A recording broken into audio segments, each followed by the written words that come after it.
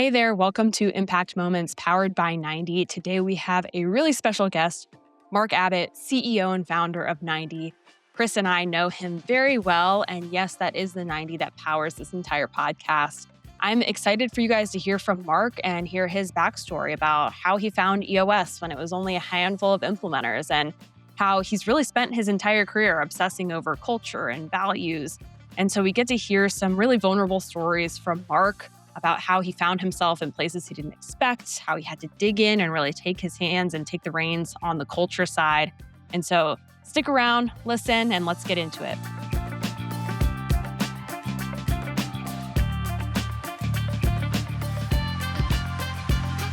Great. Well, Mark, welcome to Impact Moments. Glad to have you here. Excited to be here. Thanks for having me.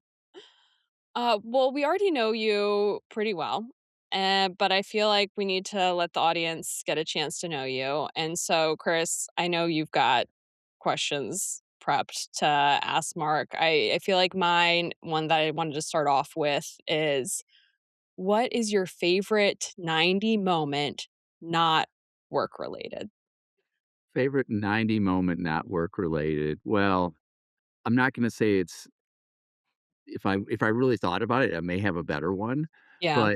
But one memory I will never forget is our second annual summit was we did it at the top. We did it at Sundance, and the main dinner was up the gondola at the restaurant there that's on top of the mountain. And I personally think the views are extraordinary.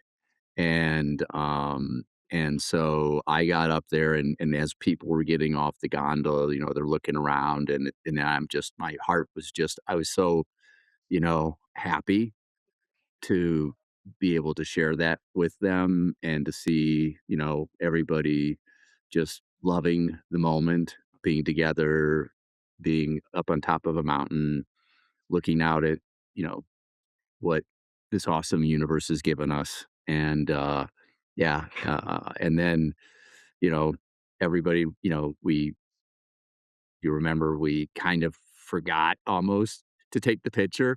And so we all rushed out because the sun was setting. We got an amazing Right. shot of the whole company, and so, that whole that whole moment, that whole night was just spectacular.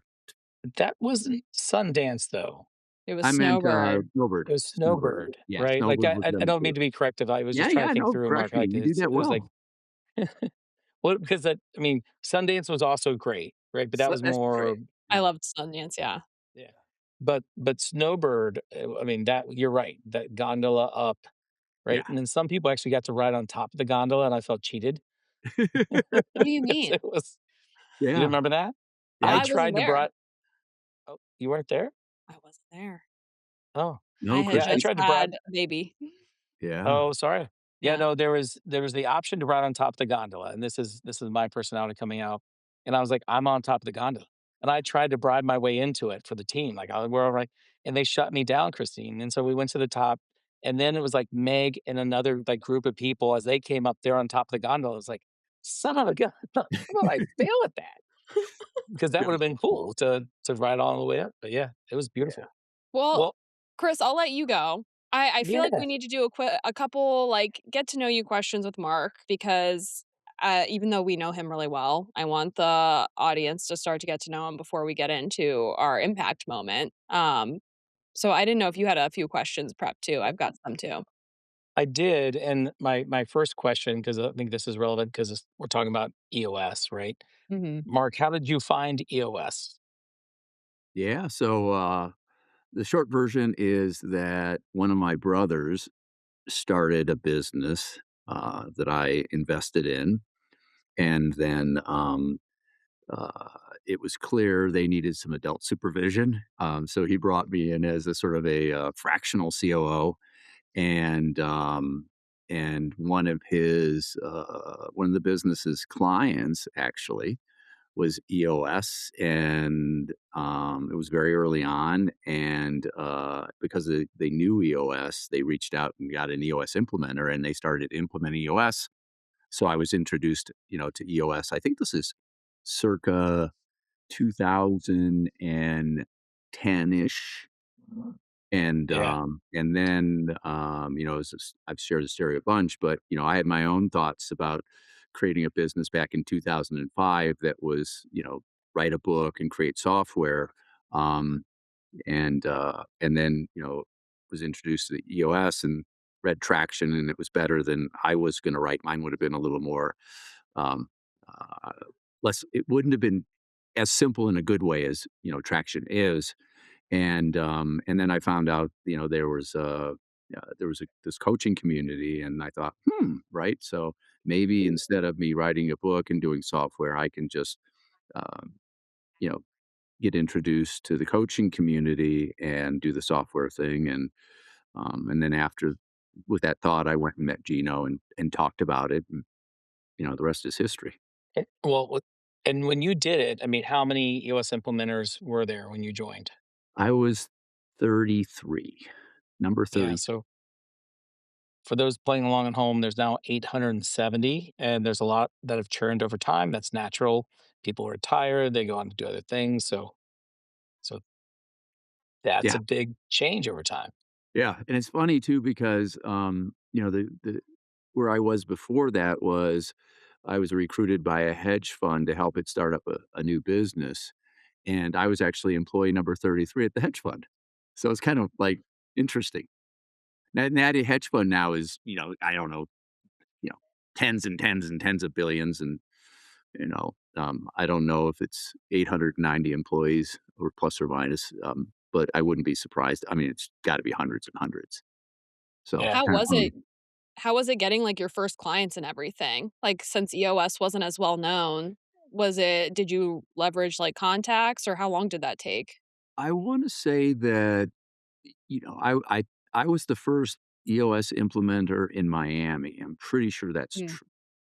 There was one in Delray, whole other story, probably shouldn't get into it. I sponsored EO, the southern, the sort of the Southern Florida, EO, and then, somehow or another, I got introduced to can't even remember how I met Johnny Mosley. But Johnny, Mosley was one of my very early he read one of my blogs, and then he called me, and then he was like, You're my guy." So very early on, and then he belonged to a, peer group of construction, companies, and so he brought me to that peer group, and I got, like, 7 clients out of that peer group, and, so the rest was history.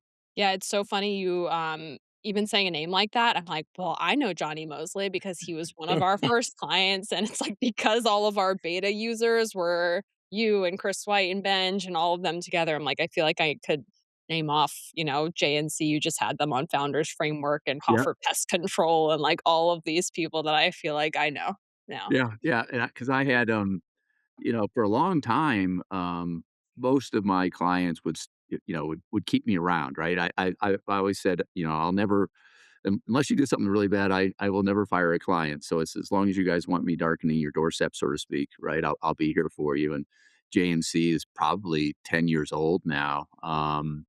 And yeah, so there's a bunch of and Johnny's an investor in 90. So, I mean, I think this is a phrase you use often, but some things are equal, some things are more equal than others. Mhm. George Orwell or something like Yes. that, right? Animal Farm. If you think about all the tools in EOS, do you have a favorite? And if so, which one?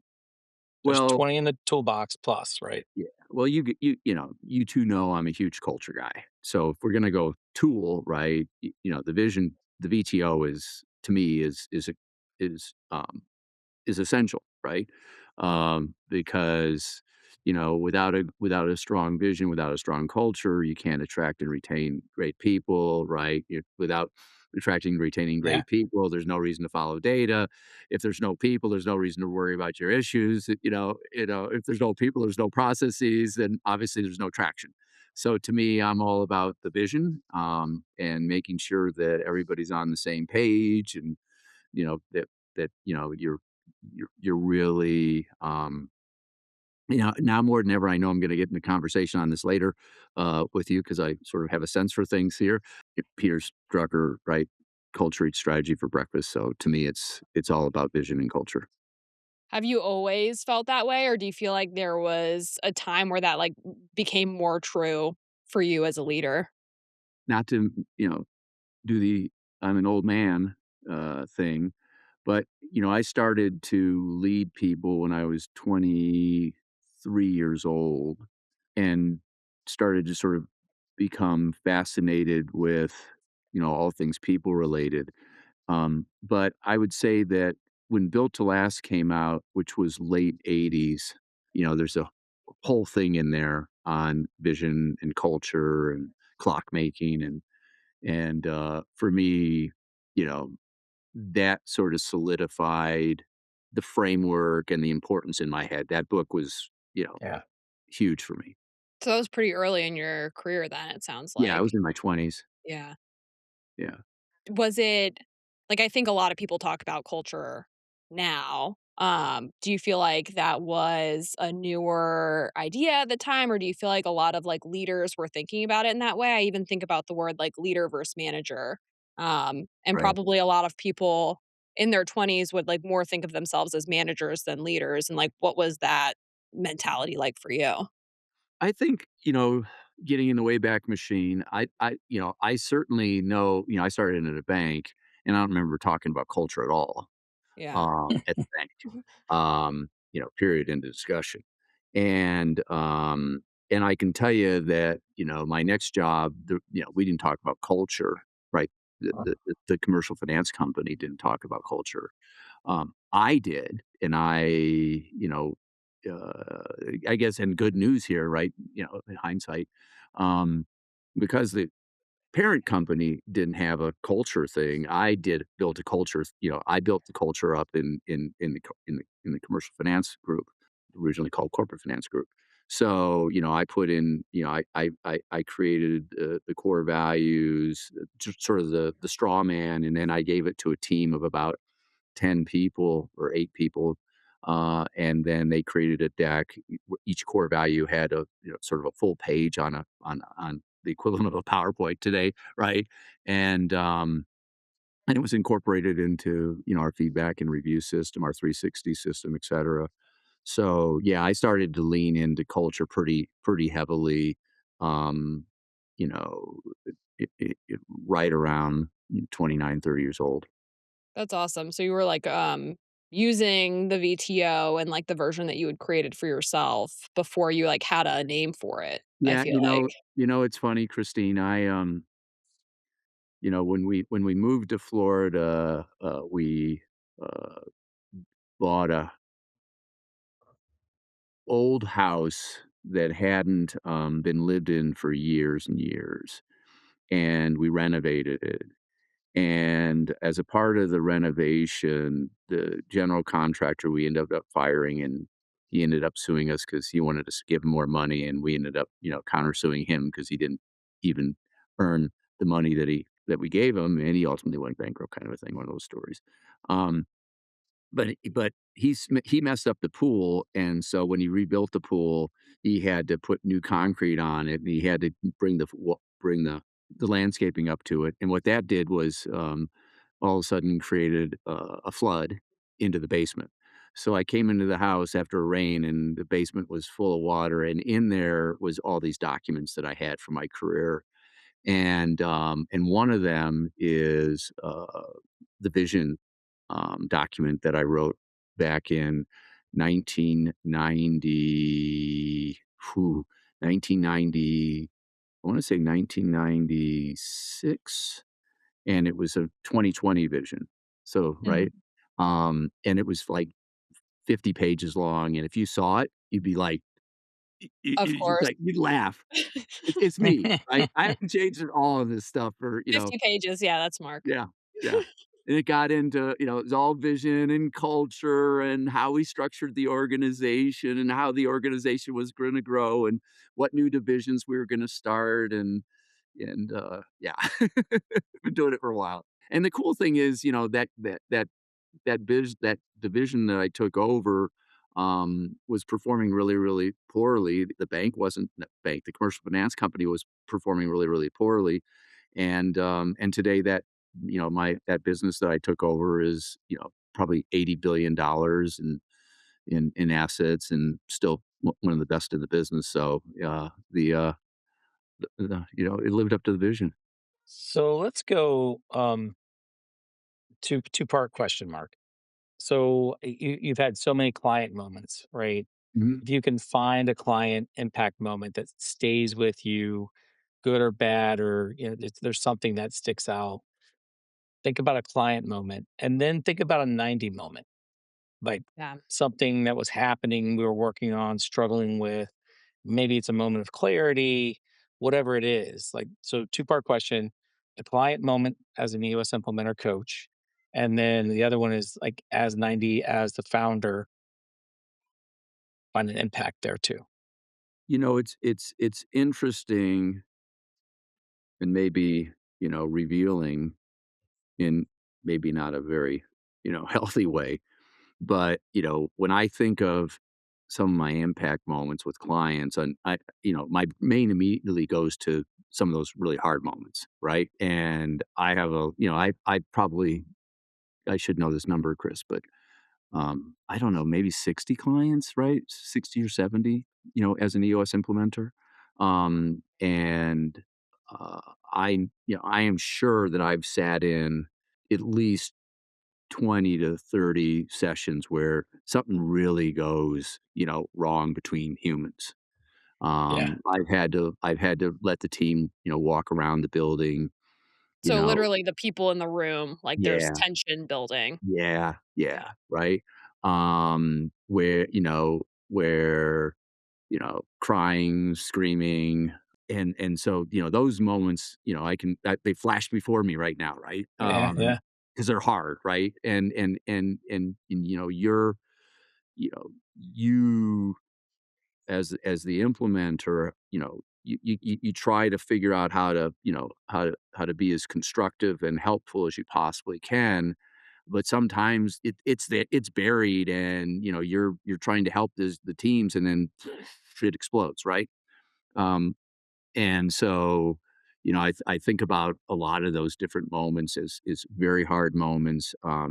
Interestingly, they all ended up for the better, right? They had to pass through, those storms, and become How better long? Like, team. is it like you said, you can take a lap around the building and then you can, like, finish the day and figure things out with team health or whatever it is? Or do you feel like it's resolved over, like, a few quarters?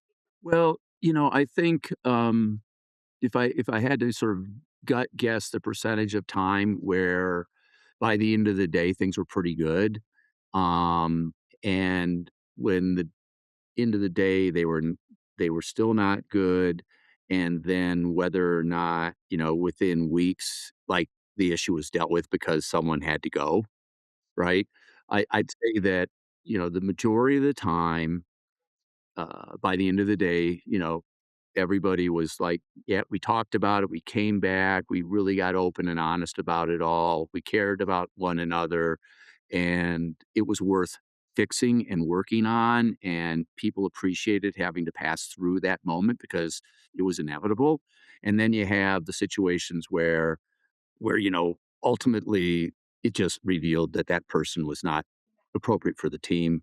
And then maybe 10% of the time, Christine, um, it gets fixed and then it comes up again and it Well, gets that was fixed. gonna be my next question, Yeah. like, what's often been, like, the root of those problems? Even if you had to, like, think about a specific instance, is there, like, a strategy or a people thing or, like, what's happening before that, like, comes to the head in the room? It's, yeah, which reminds me of a really good moment too. But, it's always a lot of times it's a conflict of style and traits, right? So I'm going to bring Christine. You may remember, um, but uh, I had a client in Naples that did high end remodeling, and the two co-founders, they had tried everything to figure out how to work together. And so they reached out to me, and I drove to Naples from Miami and had lunch with them. And they were, they just, they thought I'm their last straw, right? I'm either going to fix this or they're going to have to, break up and, the business, because they were very different people, the business would probably just die. So long story short, in that situation, I use Myers, type coach, right, to help people understand, sort of how they communicate. And then I use Colby, and these days we also use a version of Enneagram. And so I did the Colby and I did the type coach with them, and then really helped him understand how different they were, sort of personality wise. One was an ISTJ and one was an ENTP, right? Mm. And once they had language around why they sort of attacked and talked about things the way they did, all of a sudden, right? I mean, it was a miracle. These guys got along exceptionally well. They understood why they had all the friction over the time, and all of a sudden they got along. I mean, it was just incredible, right? So it was just personality. That's all it was. And so, the ENTP, we have one with us right now, He's very gregarious. He was a sales guy, right? He loved to go out there and he loved to explore different ideas. And the other guy, he's just like, heads down. I need to deliver on this project. Stop screwing around. Stop changing it, right? And the same thing for building the company. And so once they got language that helped them, uh, sort of talk about the tension in their styles, as I said, they got along brilliantly, and they thanked me, forever. So that's an example of, it being about personalities. As Chris, I'm sure, knows, and Christine, you've been around, you know, us and others long enough to know, if one person wants to go 80 miles per hour and, and drive, 12 hours a day, and the other person wants to go 40 miles per hour and drive 4 hours a day, that you just can't reconcile that, right? And so you get that on occasion. Sometimes you get, and Chris, I know, can talk about this as well. Sometimes you get you you you you you'll get, so I talked about type coach, right, and a version of, Myers Jung. Um, the Colby stuff comes into play as well. So sometimes you'll get, like a person who they think they can do this really, really well, but they have no follow through, right? And everybody's like, you got to do this and you got to deliver on this. And they just don't, they just, they say it, but they don't do it. And so, I've seen that. Um, and then, it's funny because, whether it's sort of a Myers-Briggs type of conflict, whether it's a conflict between what the seat's asking for and what the human just generally, is great at doing if you look at it through the lens of Colby, or even if you look at it through the lens of Enneagram, right? Where, someone is, they wanna be perfect, right? Everything's perfectly orderly, and they're methodical, and they're slow, and they really wanna take care of everybody. And then you got someone who's like, like the 3 of us, we're all competitive and we wanna go faster, right? And so sometimes you get tension. So it tends to be about how the humans are wired and whether or not, they can play well together given their wiring. Yeah, but Mark, I obviously we're big fans of the 5 stages of, development of building a business.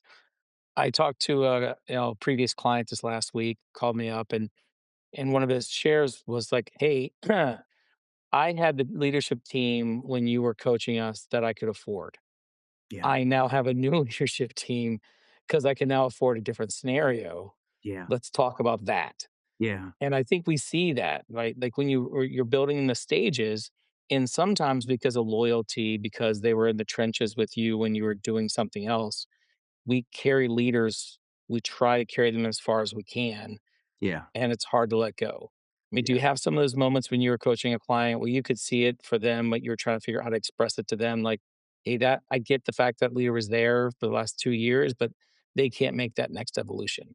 Well, and I understand it, a lot better today, Chris, than I did, 7 years ago too, right? It's like, I look you when Christine asked me about, sort of those moments where, those impact moments, and my mind went to some of these, really tough, moments amongst the team.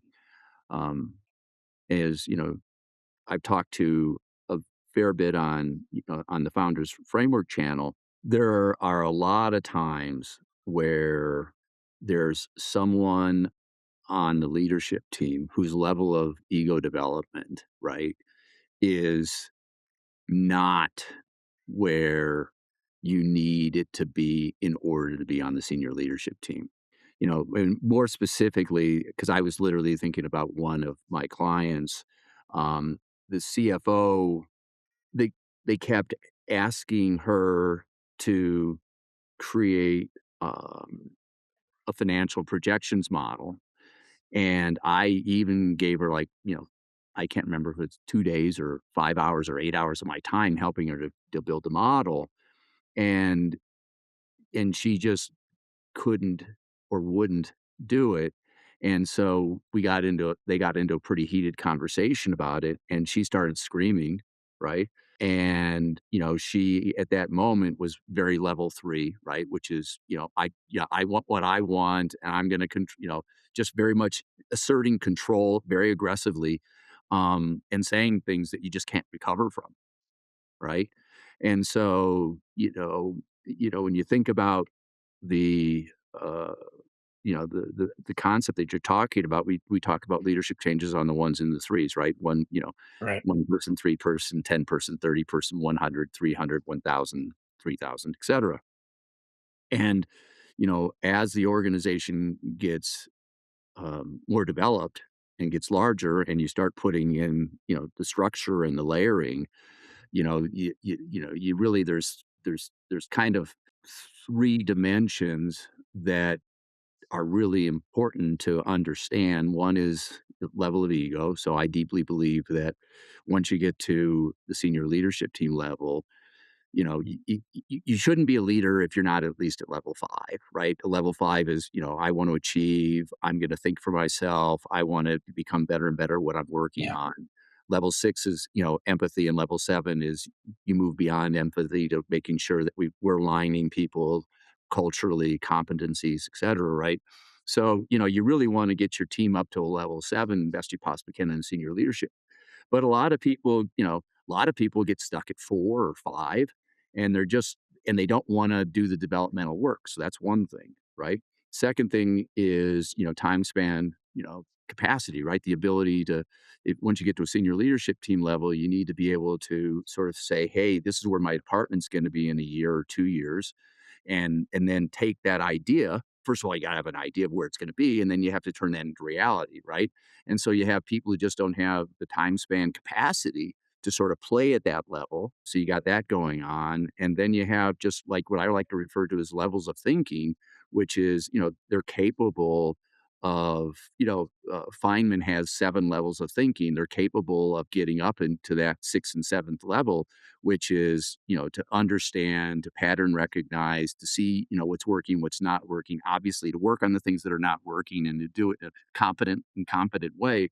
And so, what happens is in that sort of why EOS is so important is when you get to that stage 3 where you have department leaders, they need to be able to, they need to be able to have a certain level of ego. They need to have a certain level of thinking. They need to have a certain level of, um, of time span capacity.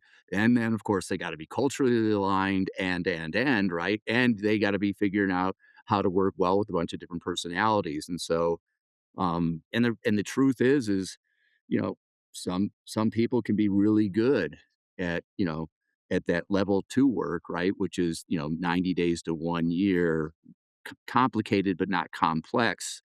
Um, but and then, you pr you promote them, and then you see that they're just struggling. And they're not just struggling, but they're kind of like they don't they're not willing to do the work that they gotta do to take it to the next level. And that's, you see that a lot.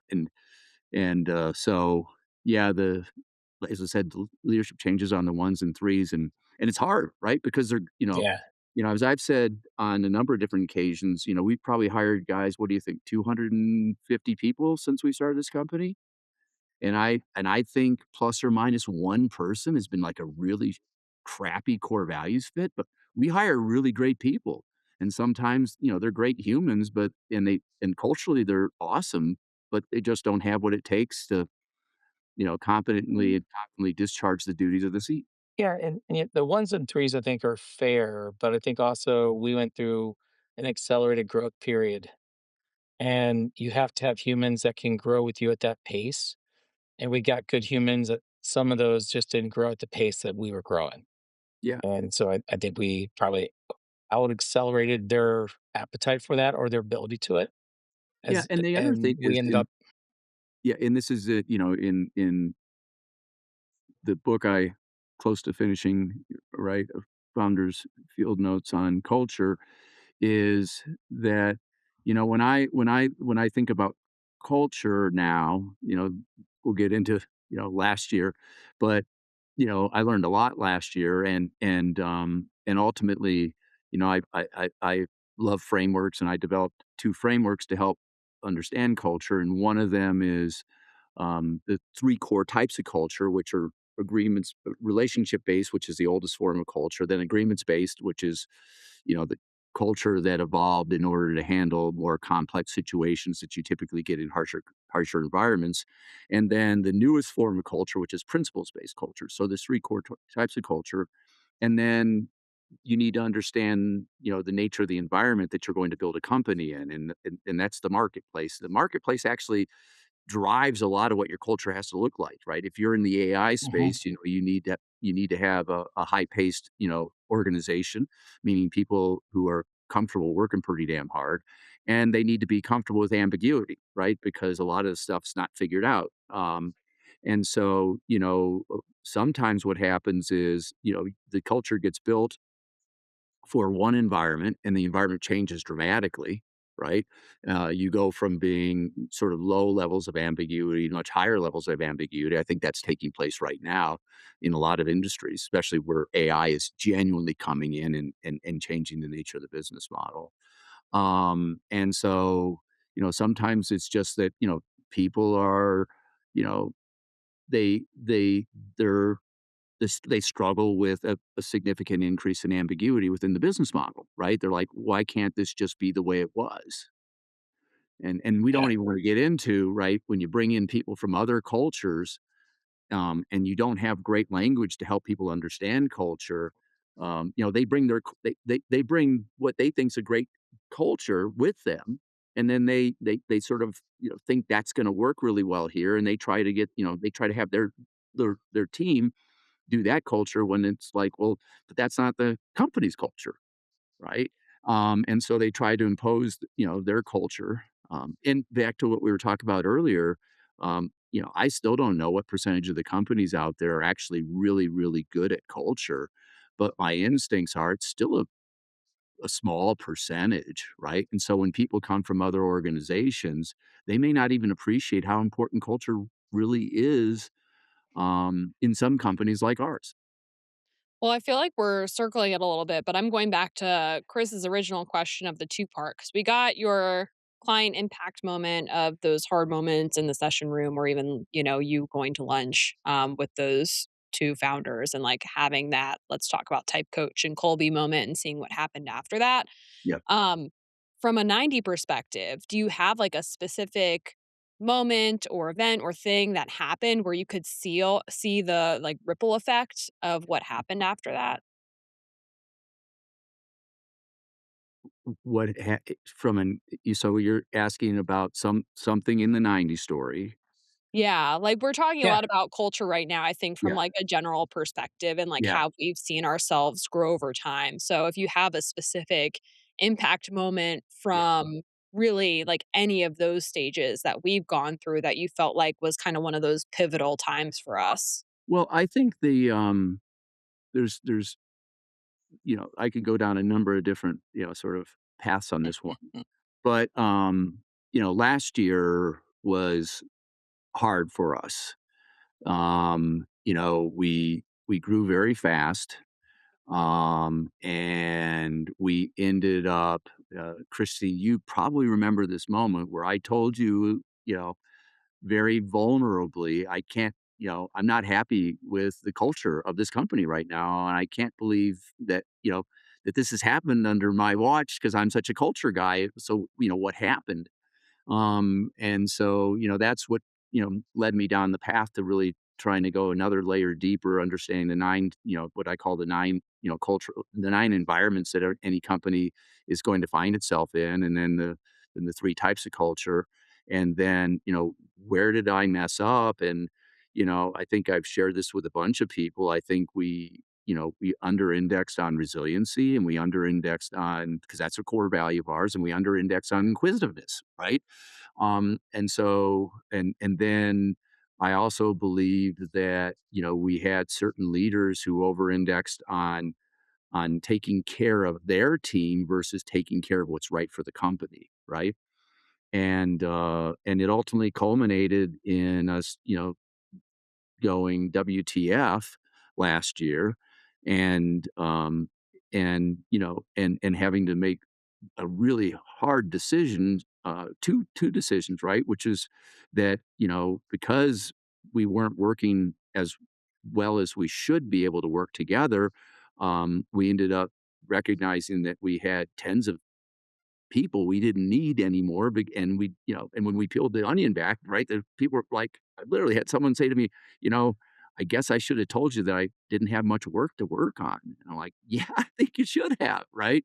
And so, and we came up with the phrase last year, succeed or escalate, which meant, hey guys, if something doesn't make sense, you got to let us know. And let your boss know. And if you don't think your boss is listening, say, hey, I really think this is important and it's part of our culture. I need to bring this to the next level until it gets resolved. And so last year, was a tough year. I felt going into the year that our culture wasn't the culture that we had, um, you know, several years earlier. And I stopped interviewing everybody.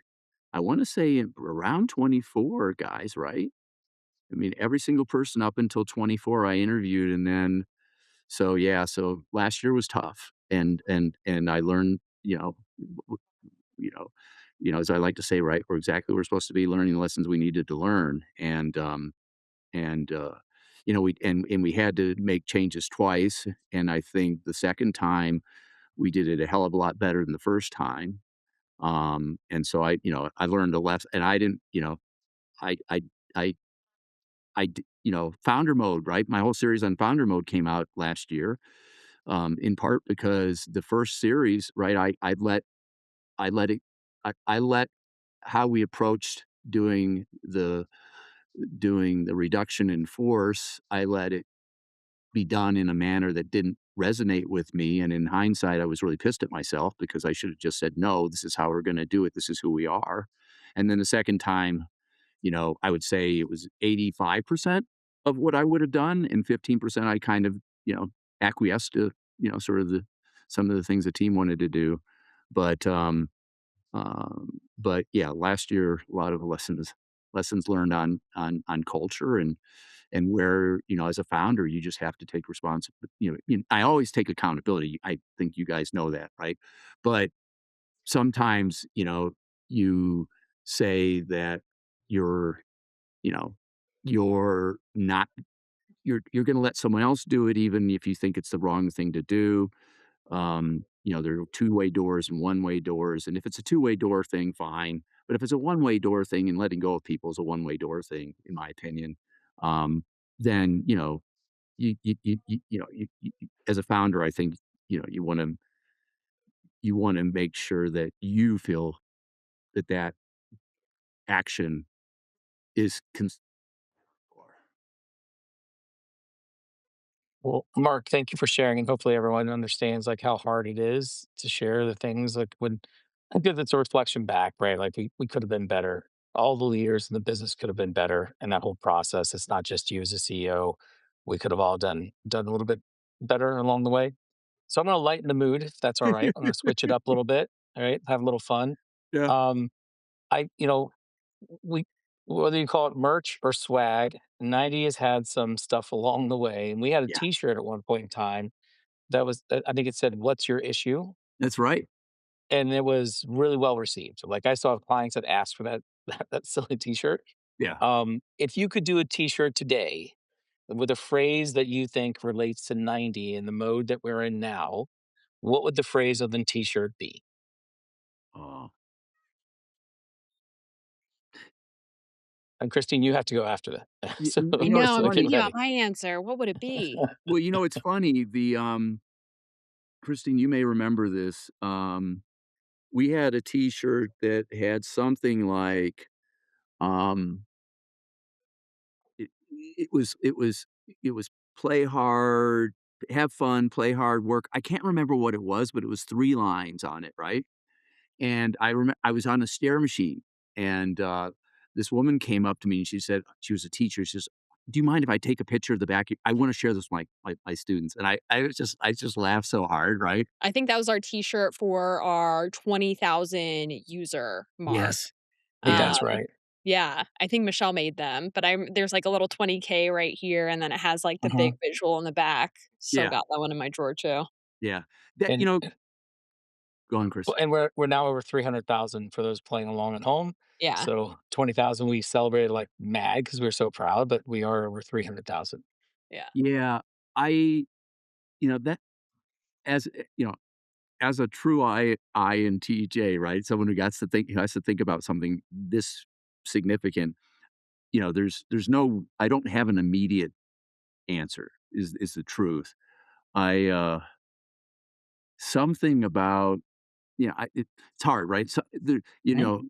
it's right now I feel like there's so much going on, the opportunity in front of us to, and to sort of have an impact, right, on not just 300,000, like Chris said. I mean, you guys know my goal is to be meaningfully helping, serving 10 million people by the end of 2030. So, the opportunity to just sort of take things to the next level in a and do it in like be great, but love the game that you're playing, right? And to just really lean into doing amazing work, something along those lines. I don't have an exact one. Okay. Yeah, I mean, there's probably, if you want to go back to your threes, you could do next level, be great, love the game. I don't know. I'm just trying to think through your thoughts, right? Like, how would you set that up? But Yeah, I You guys appreciate just had the we were just talking about this yesterday. What was it? See it, fix it, solve it, or see it, issue it, solve it. That's where yeah, we're headed. Yeah. yeah. That popped into my head. Also, all of the shouldn't suck series or whatever we're Hmm. calling it. Work shouldn't suck, meetings shouldn't suck, or meetings kind of suck. Like right. all of those come to my mind of like, ooh, that would be a good t-shirt. Meetings kind of suck. Like that's a good, conversation starter too, I feel like. So that's a fun one.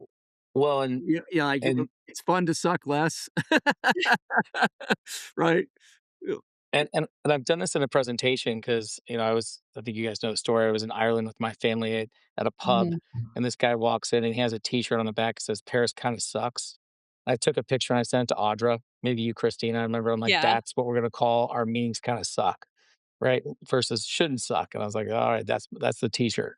Chris literally Um, texted me this picture, they're in a bar, and it's just, like, him zoomed in on like, it wasn't the you on in the gym mark where Chris asked permission, he's just, like, oh no, zooming I in just the took it. bar. Yeah. Well, it's funny. I don't know if you guys know this, but is it James Clear, Atomic Habits? Yeah. Yeah.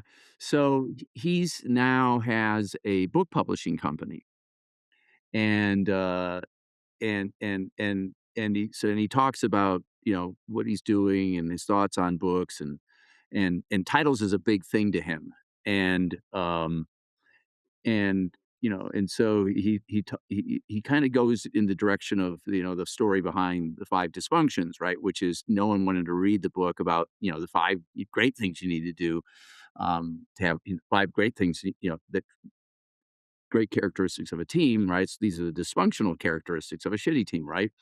And so, you want to have a book title that kind of grabs you, and even better yet is it's almost like if it could be, the word sucks in there, but it's kind of contradictory. Like it's got two, like atomic habits, right? It's like atomic means, it's a really tiny, tiny thing, and it's habits, which is a big thing, right? That's kind of how he frames why he thinks his title works well. But something along the lines that kind of slaps you in the face a little bit and says, I don't want to be that. Yeah, and my T-shirt is not a book title by all, but I find myself with 90, but also when I'm coaching clients, just repeating this phrase all the time, which is Oh, "Let's wait, can I talk about." guess?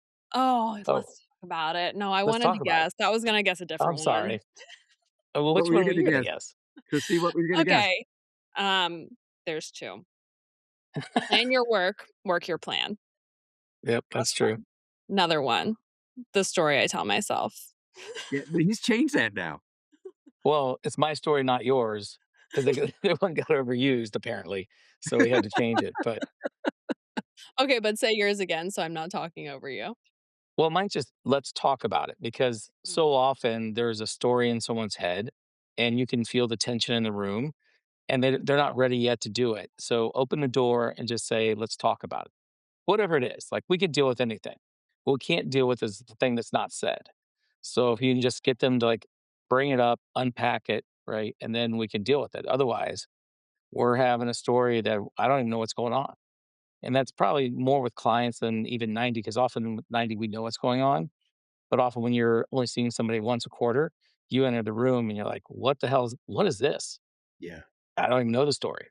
But if I can just like open the door and then get them encouraged and feel brave enough to talk about it, then we can deal with it. Back to EOS, right? You could have a shirt that says what's working, what's not.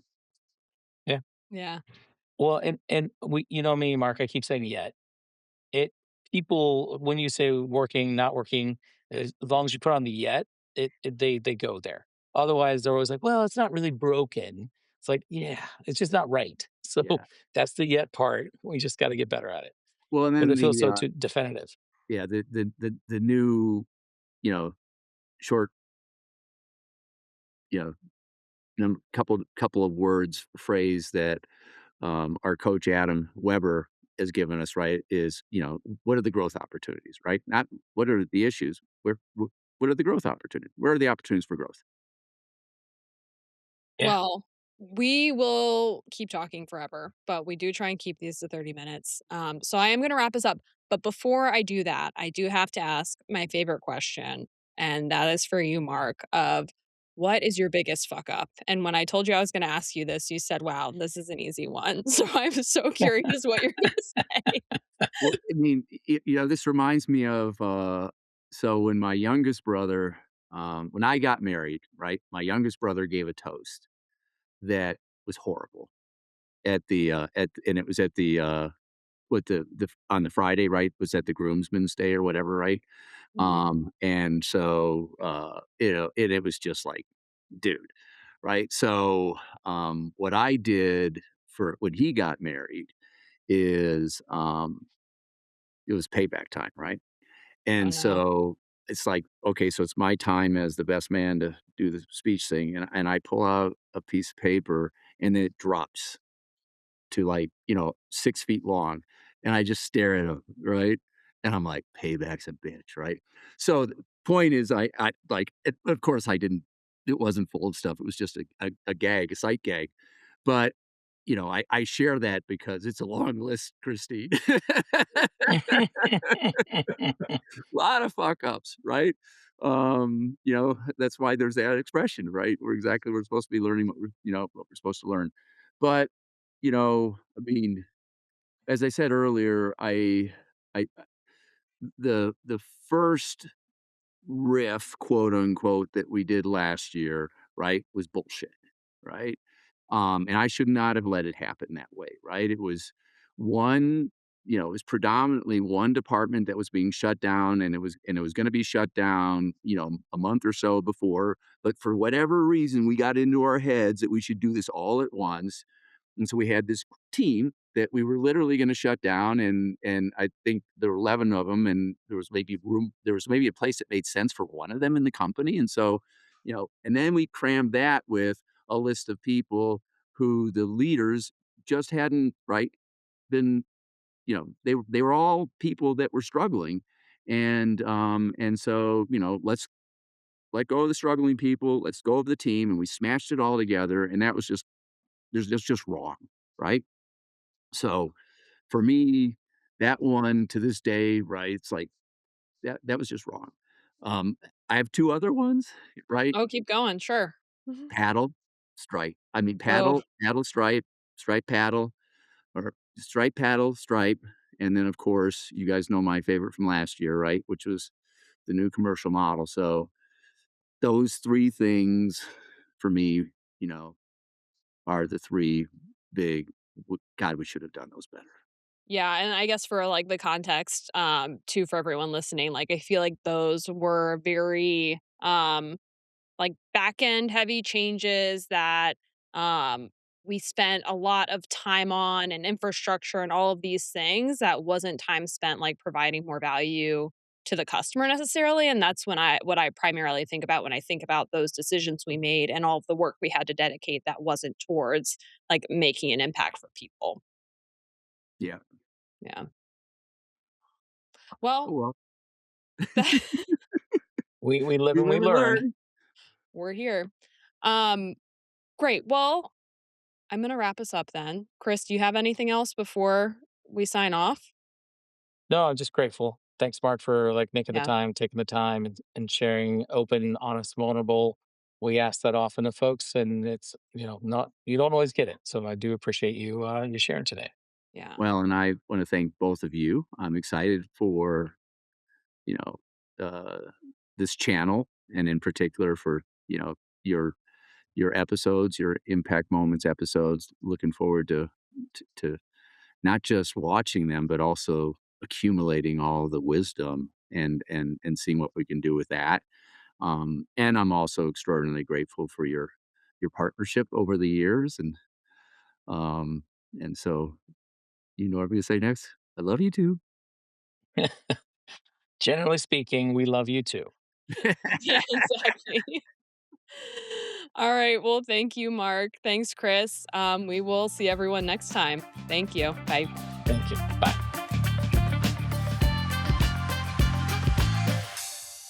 Thank you so much to Mark for being here and being so open with us. I think anyone who has been in that scenario where they scaled and grew faster than they expected can see how people and culture and those sort of things really snowball and get to a place that you don't expect. So I appreciate him sharing those vulnerable moments with us.